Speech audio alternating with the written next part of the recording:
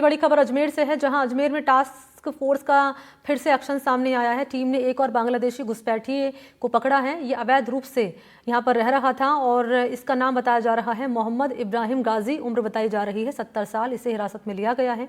Police और खुफिया विभाग लगातार कार्रवाई कर रहा है। अवैध घुसपैठियों के खिलाफ ये एक्शन सामने आया है क्योंकि इनकी घुसपैठ लगातार बढ़ती जा रही है और कार्रवाई भी लगातार हो रही है। इसी कड़ी में एक और एक्शन सामने आया है स्पेशल टास्क फोर्स का। अवैध रूप से रह रहे बांग्लादेशी नागरिक के खिलाफ ये कार्रवाई 5वीं बड़ी कार्रवाई है। ये एक बांग्लादेशी और पकड़ में आया है और इसका नाम बताया जा रहा है मोहम्मद इब्राहिम गाजी। उम्र बताई जा रही है 70 साल।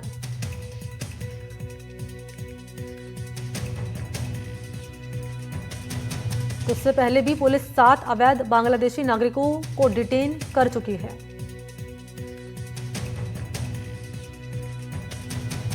तो पुलिस अधीक्षक हैं जिनके निर्देशन में अजमेर शहर में अवैध रूप से रह रहे बांग्लादेशी और रोहिंग्या नागरिकों की जांच और कार्रवाई के लिए एक विशेष टीम गठित की गई है। इस टीम ने दरगाह क्षेत्र के विभिन्न हिस्सों जालियान, कब्रिस्तान, अंदरकोट, नई सड़क, अन्य संभावित ठिकानों पर तलाशी अभियान चलाया है।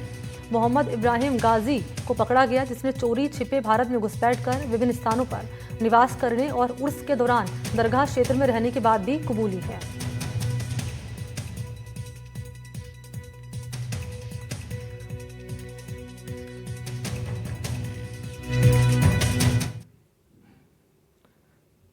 तो ये एक्शन सामने आया है। आपको बताते चलें कि अजमेर जिला पुलिस की स्पेशल टास्क फोर्स ने अवैध रूप से रह रहे बांग्लादेशी नागरिकों के खिलाफ 5वीं ये बड़ी कार्रवाई को अंजाम दिया है। टास्क फोर्स ने अवैध रूप से रह रहे एक और बांग्लादेशी घुसपैठिए को गिरफ्तार कर लिया है। तो ये एक्शन लगातार टास्क फोर्स का सामने आ रहा है। राजस्थान जयपुर के निर्देशानुसार अवैध घुसपैठिए की पहचान और निष्कासन के लिए ये विशेष अभियान चलाया जा रहा है।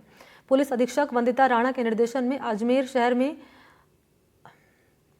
पवन जुड़ चुके हैं। क्या है पूरी जानकारी? जी बिल्कुल मणि, देखिए सबसे बड़ी बात, सभी जो बांग्लादेशी अब तक 8 बांग्लादेशी पिछले 15 दिन में दरगाह थाना पुलिस और खुफिया विभाग की पुलिस के द्वारा डिटेन किया गया है और सभी के बयान एक समान यहाँ पर सामने आ रहे हैं। सभी का कहना है कि जो बांग्लादेश और भारत की जो बॉर्डर है वहां पर एजेंट को मात्र 1000 से 1500 रुपए देकर वह भारत की बॉर्डर में प्रवेश कर लेते हैं और यहाँ पर भारत में आने के बाद अजमेर ख्वाजा गरीब नवाज की दरगाह के आसपास के इलाकों में गुजर बसर करते हैं, खाना बदोश की जिंदगी जीते हैं और कुछ खाना बदोश की जिंदगी के साथ साथ यहाँ पर कोई छोटे मोटे घरों में काम करना, दुकानों में नौकरी करना, साफ सफाई का काम करना, इस तरीके से यहाँ पर गुजर बसर करते हैं। और जिला पुलिस अधीक्षक वंदिता राणा के नेतृत्व में पिछले 3 से 4 महीनों से लगातार दरगाह के अति संवेदनशील अंदरकोट, आमाबावड़ी और अलग अलग तारागढ़ रोड पर सर्वे अभियान डोर टू डोर चलाया गया है, जिसमें करीब 50 से 60 लोगों को चिन्हित किया गया है जिनके पास अभी तक कोई भी अजमेर में, राजस्थान में और भारत में रहने की कोई ऐसे दस्तावेज उनसे फिलहाल नहीं मिले हैं। सभी को चिन्हित किया जा रहा है और उनके बताए गए जो जानकारी है उस पर तस्दीक यहाँ पर की जा रही है। मोहम्मद इब्राहिम गाजा 70 साल के हैं और वह पिछले लंबे समय से अजमेर की दरगाह पर खाना बदोश की जिंदगी यहाँ पर जी रहे थे। फिलहाल पुलिस हर पहलुओं पर जांच कर रही है। अच्छा पवन, एक सवाल और आपसे मेरा रहेगा, डिटेंशन हाउस, क्योंकि अब तक कई अवैध तरीके से घुसपैठी आए हैं, उनकी गिरफ्तारी हो रही है और एक्शन लगातार चलाया जा रहा है। अब तक कोई डेटा तैयार किया गया है कि कितने घुसपैठी अब तक आ चुके हैं? मैं खास तौर पर अजमेर की बात कर रही हूँ।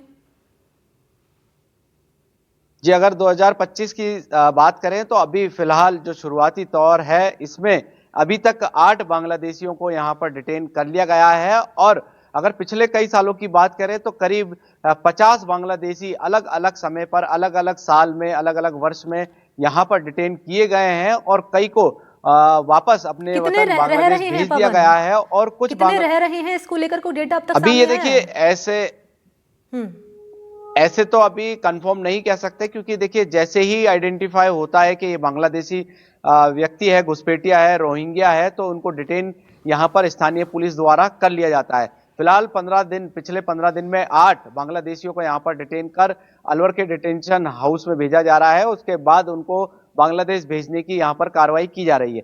जिला पुलिस अधीक्षक और दरगाह थाना प्रभारी दिनेश जीवनानी का कहना है कि जैसे जैसे सर्वे में आरोपी और या कह सकते हैं बांग्लादेशी होने की पुष्टि होती है, उनको डिटेन कर लिया जाता है और उनको जो उनके वीजा उल्लंघन की कार्रवाई है और डिटेंशन हाउस भेजना है, बांग्लादेश भेजना है, वो कार्रवाई लगातार यहाँ पर जारी है। और ये कहना भी अभी फिलहाल सही होगा कि इस तरीके से ख्वाजा गरीब नवाज का अभी 813वां उर्स समाप्त हुआ है और अब सरवाड़ के उर्स का, और सरवाड़ में जो अजमेर के पास सरवाड़ की एक प्रसिद्ध दरगाह है, वहां पर भी, और दरगाह तारागढ़ के पहाड़ हैं, वहां पर भी काफी अवैध तरीके से इस तरीके के संदिग्ध लोग रह रहे हैं, जिनकी पहचान करना बहुत जरूरी है। और निश्चित तौर पर अगर पुलिस का सर्वे और कार्रवाई लगातार जारी रही तो निश्चित तौर पर आने वाले समय में और भी बांग्लादेशी डिटेन अच्छा, ये कार्रवाई किए जा इसको सकते हैं। फिलहाल तेजी पुलिस से है जो अंजाम कि दिया जा सके। पवन, ये सवाल मैं इसलिए कर रही हूँ, अगर मैं उदाहरण के तौर पर अमेरिका की बात कर लूँ तो करीब 1.5 करोड़ के आसपास यहाँ पर लोग थे जो अवैध तरीके से एंट्री उन्होंने की थी,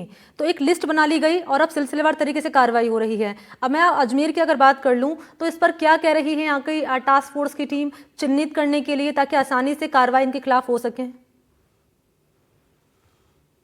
जी बिल्कुल, देखिए यहाँ पर जो जिला पुलिस अधीक्षक हैं और यहाँ तक कि राजस्थान विधानसभा अध्यक्ष वासुदेव देवनानी और जो अजमेर उत्तर से विधायक भी हैं, उन्होंने भी कई बार जिला प्रशासन को, सरकार को और स्थानीय पुलिस को कई बार निर्देश किया है कि इस तरीके के जो संदिग्ध लोग हैं उनकी धरपकड़ लगातार जारी रखे।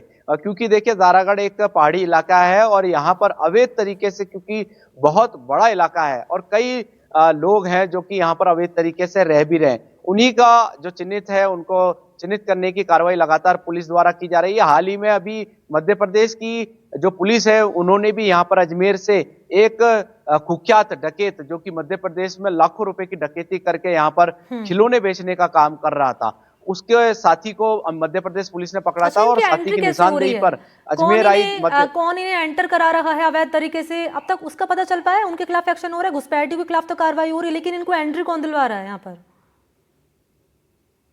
बिल्कुल, देखिए सभी ने एक ही बयान दिया है कि जो बांग्लादेश और भारत की बॉर्डर है वहां पर कुछ कथित तौर पर एजेंट हैं, जो कि हो सकता है स्थानीय जो प्रशासन है, स्थानीय जो फोर्स है, उनसे कहीं ना कहीं उनकी मिलीभगत हो सकती है, जिनकी मदद से मात्र 1000 से 1500 रुपए के लालच में आकर वह इन घुसपैठियों को भारत में प्रवेश करा देते हैं और वह अलग अलग रास्तों से होते हुए अजमेर की दरगाह के आसपास इलाकों में अपना शरण ले लेते हैं और यहाँ पर गुजर बसर करते हैं। और पुलिस ये भी जांच करती है कि वह किसी प्रकार की कोई आपराधिक प्रवृत्ति के तो नहीं है, या बांग्लादेश या और किसी राज्य में या और किसी शहर में कोई आपराधिक बड़ी वारदात को अंजाम देकर तो यहाँ पर नहीं छुप रहे। हाल ही में एक मध्य प्रदेश के डकैत को भी यहाँ अजमेर में खिलौने बेचते हुए रहेगी हमारी नजर। अपडेट आपसे लेंगे पवन, फिलहाल बहुत शुक्रिया आपका तमाम जानकारी देने के लिए।